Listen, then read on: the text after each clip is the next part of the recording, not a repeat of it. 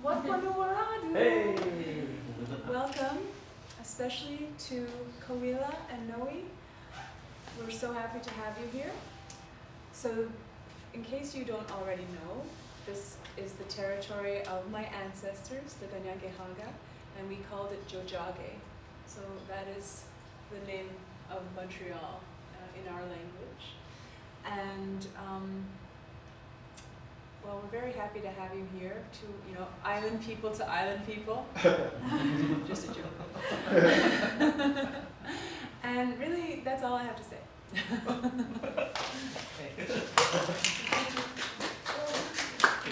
Julie, thanks. Okay. Hi, everybody. Thank you to this edition of Indigenous Futures Cluster Presents. Super excited. We have a double bill today. And so I'm going to introduce our first speaker, Kauwila, and then when he's finished with his, then I'll introduce Noe, so it's still fresh in your mind. So Daniel Kauwila Mahi is Hawaiian from Kamiloiki, Waimanalo, Oahu. A father, scholar, hip-hop MC, hai mo'elo storyteller, and a video game designer. He's received a BA under Kamakakūokalani School of Hawaiian Knowledge at the University of Hawaii at Mānoa. Currently, he's pursuing an MA in the same institution with a focus on the ludic experience of video games which depict Hawaii and building protocol to make Olelo Hawaii, Hawaiian language, software, coding language, and video games. His work with streetwear brands Paradise Soccer Club and Fitted Hawaii as a researcher and cultural advisor, working to translate archival documents as well as ancestral stories into clothing garments.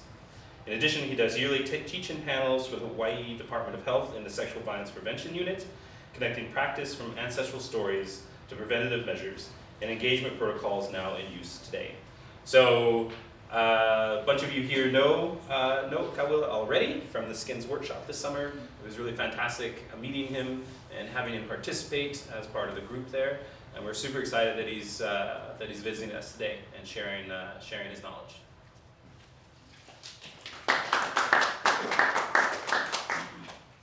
Aloha, I'm Kauwila Mahi, and for my presentation, I'll actually be rapping a cappella, and the translation of the raps from Hawaiian language into English will be each slide. I'm so excited. Yeah. So, kai no kamawiki no ko kako ea, hanai ia te ia momona I ta waha hewa aia kau ka pea, holo ka waa o ta ilau hoi ke ea ka lahu I kanaka mai ke kai mai o I holata o ia I o aka hiko I liko ta pōri I aka wakaniko o hele mai no. Au hea o ko huli ka lima I lalo o ka loi po lima o ia ko kako e mahi ai ka aimane o ana tua e ai ai ke kumula au makaukau mai nei kako I ka hana kawa ho o leita lini ho palawa.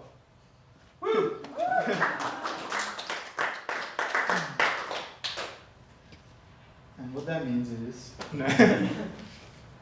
so what is Pa'ani Vikio and what is Pa'ani Vikio Hawaii? Pa'ani Vikio is a terminology made in Kulakaipunia and Hawaiian immersion schools in the 1990s.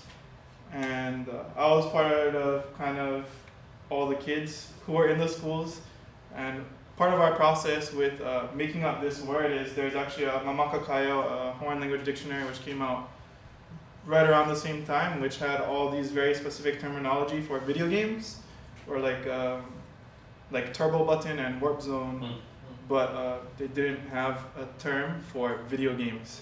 So it didn't make sense.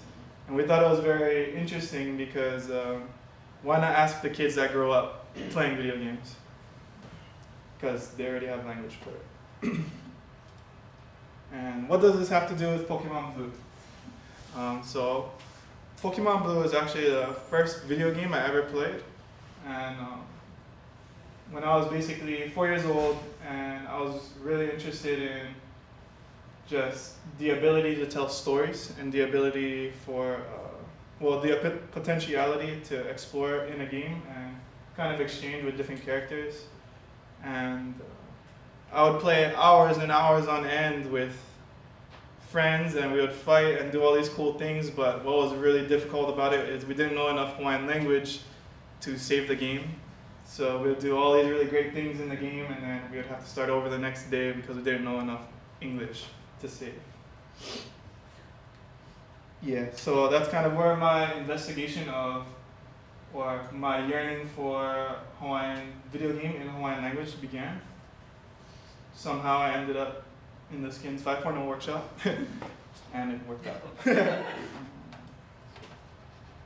So, SSX Tricky is a video game that was originally made in the 1990s, and it was remade in about 2007. And in the game, you create, where you're a snowboarder going down the path of an ice slope being carried to Hawaii from Antarctica, and somehow there happens to be Hawaiian ki'i in the video game. And it was a very bizarre experience to look at this game because there are still people who practice traditional religions. And what was problematic about it was they created a colonial featurely and settler featurely, where they imagine and perpetuate this idea where Hawaiian mythology or Hawaiian knowledge and mo'olelo and stories become mythology. And by mythifying our knowledge, those who don't have a cultural basis and practice start to see and understand themselves as all of these rhetorical images and these rhetorical tropes that exist in the world about them.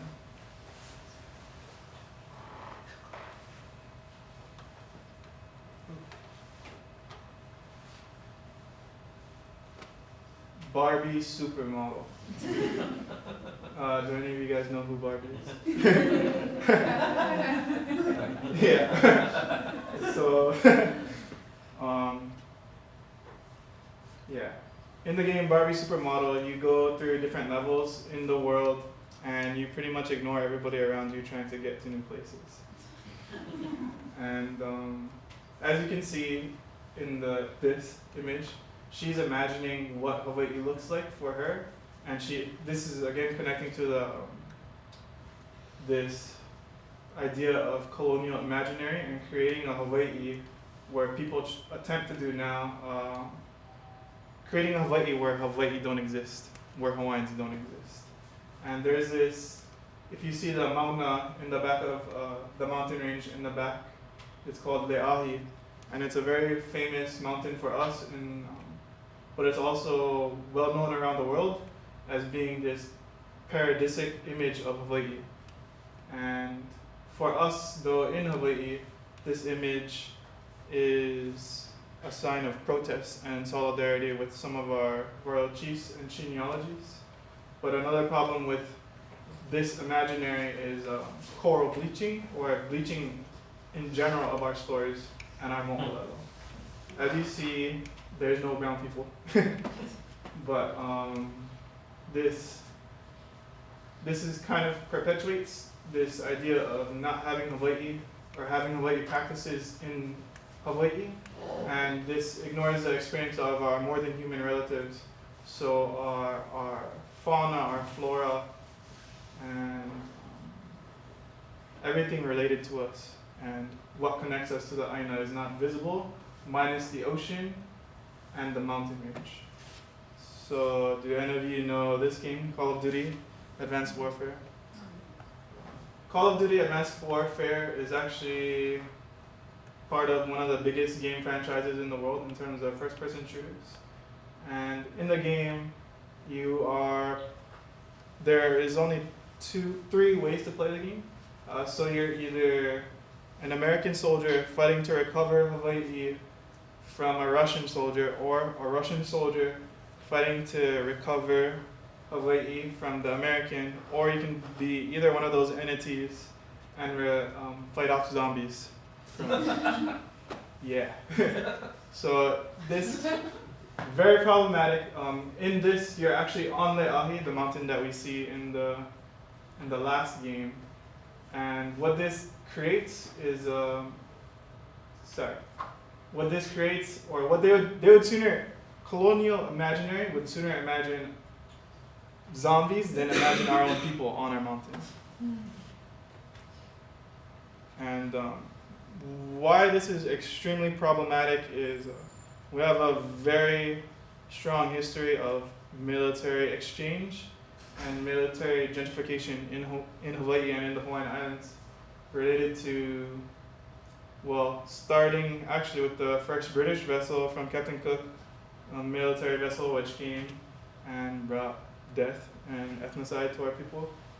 And next, kind of French occupation, and after that, the overthrow of the Hawaiian monarchy in 1893, and the imprisonment of our Queen Kamakakūokalani. And it continues today through bombing, war games, and shooting of ancestral bones and ancestral people, and as well as the removal of bodies, native bodies, who have lived in certain places for thousands of years. And what we see is these people are moved to put military installations, and this process of gentrification is something we have to engage with daily, very intimately, because there is over 40% of Oahu specifically that is occupied by military installations. And in addition to thinking about what has happened to our communities and our women, there is an experience of women and men who are, well, women specifically, they are forced to, if they can't have fun because there are military men who primarily want to associate Native women with as fetishized, and so they attempt to do everything that you shouldn't do as a person. And they actually started kind of rape culture in Hawaii, and they also started gang culture in Hawaii because the Native men had to find a way to defend themselves because there was so much violence occurring around us. And what this is the potentiality of a colonial vision for a colonial vision of an indigenous future. And Heauho is the potentiality of an indigenous future through an indigenous imaginary.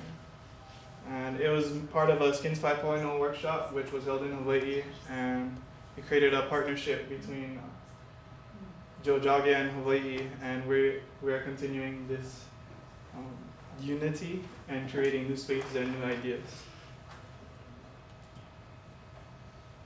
So in the game, you're actually the grandchild of a navigator, and your sister goes out on a journey to find herself as a navigator, but both of your grandfather is starting to get sick. So as part of your experience, you go out in search of your sister, and you discover your own navigational skills and your own experience in the world.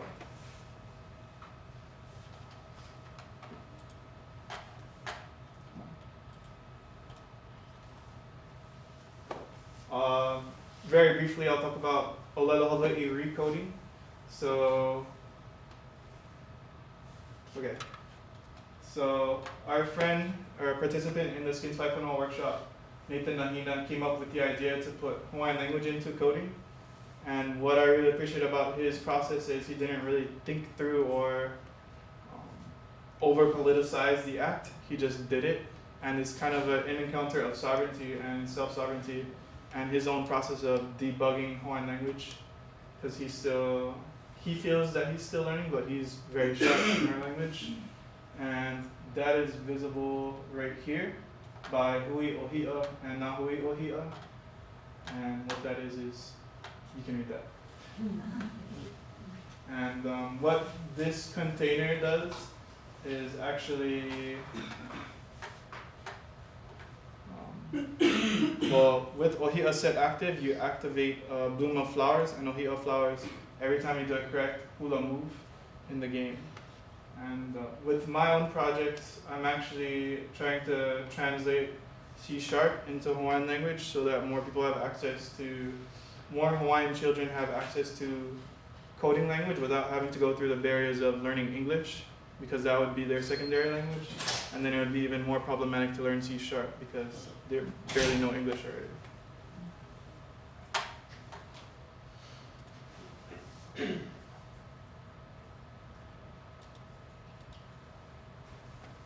And this is what the previous slide does and looks like. You can see the flowers are becoming activated.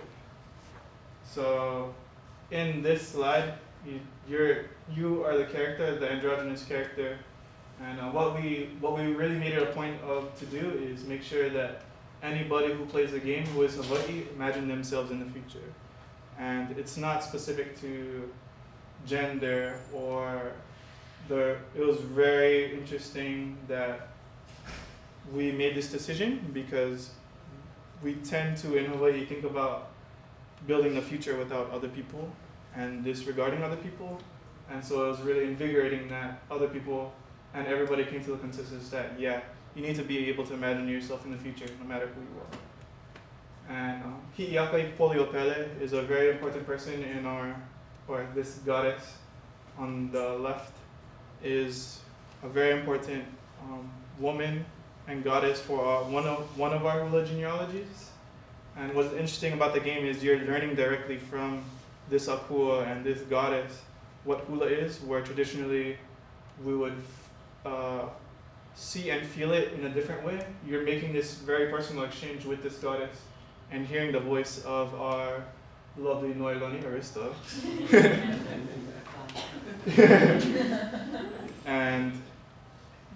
But in the process of learning the steps, you are kind of empowering this goddess, but you also are learning a lot for yourself by this exchange. And in this level, I did sound design and level design, but what we created was this idea of subsistence through the refusal, assertion, and creation of our own ideas, and standing with our more than human relations. And rather than thinking about colonialism or sustainability, we can also imagine that colonialism is sustainable because it has been sustainable for a very long time. And that's why it's very important to envision our subsistence lifestyle in video game because these are really rehabilitative in comparison to the colonial visions that we saw in previous slides.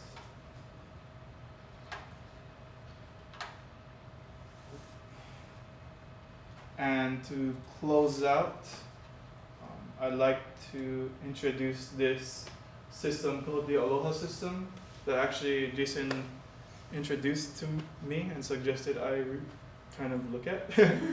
But in the Aloha protocol, which was actually created in 1968 as a radio communication idea and concept in University of Hawaii between Mānoa, Maui, and Kauai, which are separate islands. They created radio communications, and it was the first radio communication between multiple computers and not just through like a Ethernet cable. But it was a proposed idea, and eventually it became internet. Game that you guys made, is it available to download online? Yes, it's available on the Skins 5.0 website, and it's available for Mac and PC. Okay. What do you think the next steps are in the programming language kind of projects? For myself or in general? For yourself. Like with the C# specifically? Yeah. Well, the whole part of the reason I want to kind of create this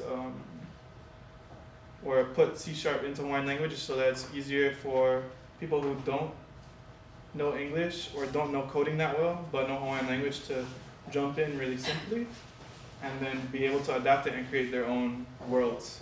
And that's kind of like the whole point of it, is to create sovereignty for ourselves. But I want to be able to build my own games as well through all Hawaiian language. Mostly, yeah. Would you be able to use this as also a stepping stone for other indigenous peoples around the world to incorporate their own language, to use it as almost like a training mechanism to relate to children? Because I know children now, they're growing up in modern technology, and I'm starting to realize that how important language is to an identity, and I think this would be an incredible thing to implement into other indigenous cultures. Right.